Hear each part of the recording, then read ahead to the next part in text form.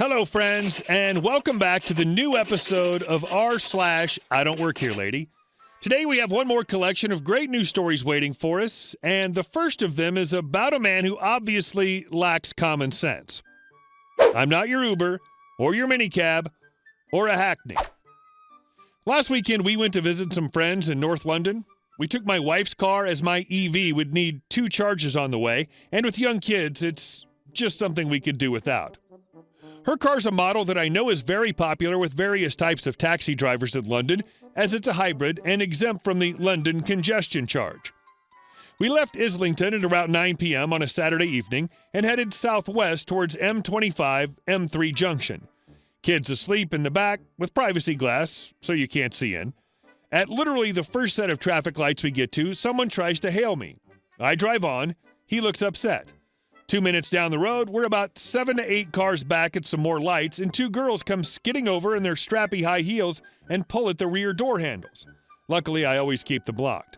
Unluckily, they then bang on the glass and shout to open the door, which wakes my now terrified 4-year-old son. I open my window a tiny crack and shout back, "I'm not a taxi." "Yeah, I know, we ordered an Uber, and it says here, black Prius," as she points at her phone. "This isn't a Prius, and I'm not your Uber," I replied. Traffic cleared and I drove off. Thinking the madness was over as we got to more major roads with fewer pedestrians, my wife has managed to calm my son down and he's nodding off again. We're on a wide dual carriageway, about 4 lanes across, doing the speed limit of 40 miles per hour when drunk man runs across and puts his hands out to stop me. It's only about 20 past 9 by this point. How's he this drunk? I don't know, but he's run across 4 lanes of traffic to hail me.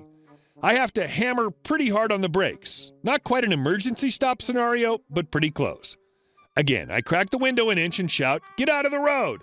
"Nah, mate, you're my minicab, yeah? Cab for Steve?" "I'm not a taxi, sorry." He's moved round to my window now, so I can just drive off. As I do, he bangs on the window behind me. Didn't wake up the boy this time, but really made me mad. Now considering renting a car next time we go to London to avoid the confusion. Patient wants me to book him an appointment with a doctor while I'm shopping in the supermarket. I work as a medical receptionist at my local doctor. We have 12 GPs working there, plus audiologists, physio, and psychologists. I was shopping one day at Woolworths with my 2 children in tow, not in uniform, hair down, obviously not working, just trying to buy groceries. It's quite common for me to bump into patients in my area as I work and live in the same suburb. I don't acknowledge them unless they acknowledge me. I'm happy to make small talk and go about my day. So I'm walking down the aisle at the local supermarket, and a mother, 80 years old plus, and her son, 50-ish, who are regulars at the clinic, see me and say hello. The son says, "Hello there, Bagheera." I say hello. "Lovely day today, isn't it? Mom and I are just doing our shopping." I'm trying to stop my 7-year-old from putting unnecessary items in the trolley. "Yes, it's a lovely day. I hope you both enjoy the rest of it." I was slowly trying to wrap up the conversation and carry on.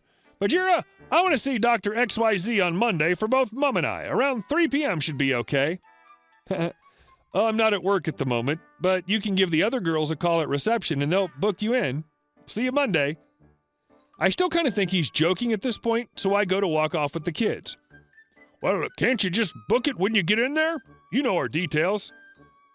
I don't even know if it's available. You'll have to call them." "Oh, well, I guess we'll just pop by after our shopping." "No problem. Have a great day."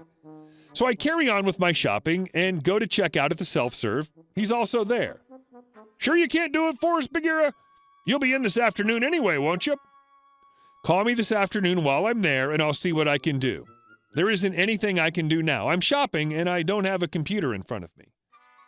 It's so hard to remain polite and courteous when all I want to say is F off, I'm shopping with my kids. Even my 10-year-old was wondering what the hell was going on. On the way to the car, she said, "How are you supposed to book an appointment for him?" I thought he was joking at first. Apparently, the old lady I always help in the grocery store thought I worked there. I do my shopping the exact same time every week in a large grocery store. There's a little old woman who usually does her shopping at around the same time. She has some mobility issues, doesn't buy much, so after a few times of seeing her flag down help every time, she wanted something from a shelf above shoulder level, So I approached and asked if she needed a shopping companion.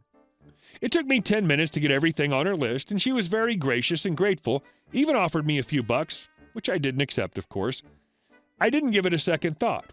I wasn't raised to question whether you take 10 minutes to help an old woman in the grocery store or not. It's just what you do. So next week, when I saw her again, I asked if she'd like someone to shop with her, and she was again very grateful for the help. It became our usual routine that whenever I spotted her, usually every other week or two, I'd give her a hand. One week, I didn't do my shopping at the usual time. I worked a little late, and when I came in, there was a big fuss at the customer service desk involving my shopping friend and a young man. I started to go over to be sure everything was all right, and I hear the young man saying, "What do you mean no one with that name works here? She had a name tag on. My mom saw the name, right, Ma?" And she says she did. And the flummoxed customer service kid saying he really doesn't have anyone by that name that works here. The young man's going, "What do you mean? Did you fire her? She was here last week, right, Ma?"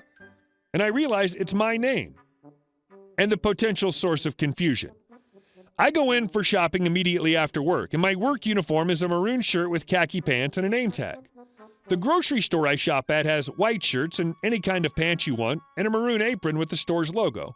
So kind of similar. I go over and she gleefully cries, "There you are! I want you to meet my son!" And he started telling me how grateful he is that I'm taking time out of my work to personally help his mom shop, and now that he's in town, he wanted to say thanks in person and give me some money, or at least put in a good word with your manager at the store. So could you point them out so I can speak with them? Not that one, though. That one thought you'd been fired. I explained the confusion, and they were both so touched. It was one of the most poignant moments of my life, and definitely the most meaningful I've ever had in a supermarket. Inmate thinks I'm a new CO and that he can run all over me. I'm a corrections officer in a local jail. I've worked there for 14 years. We're pretty laid back for a jail, but it's still a jail. When an inmate asks for something and gets told no, the answer is no. Having spent the previous 10 years in retail, this is the dream. Also, when an inmate is told to do something, they're expected to do it. I also should mention that my shift sergeant and I have been working together for about 8 years, and I've been there 2 years longer than he has. I should also mention that my sergeant is very protective of his staff. So here's the cast. Me is me, Sarge is my shift sergeant, the inmate is some 20-ish-year-old kid who thinks he can run over the new guy. Back in 2014, I had a bunch of vacation time built up, so my wife and I took a 2-week vacation to go to Cooperstown to see the Major League Baseball Hall of Fame and watch the induction ceremony. Being a huge Atlanta Brave fan, we had a lot of fun watching Bobby Cox, Greg Maddux, and Tom Glavine get inducted. When I got back to work, I'm doing my rounds and an inmate approaches me. Now, I don't recognize this guy, so he must be someone who was arrested while I was on vacation.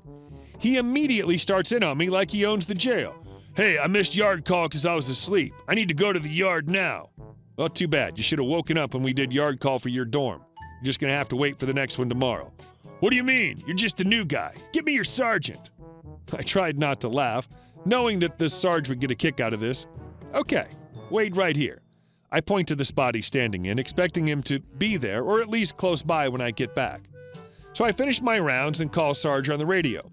"Hey, Sarge, I got an inmate down here that says he needs to talk to you." "Oh, what did he want?" I tried to keep from laughing and said, "He thinks I'm the new guy and can run all over me because of it." "All right, I'll be right there."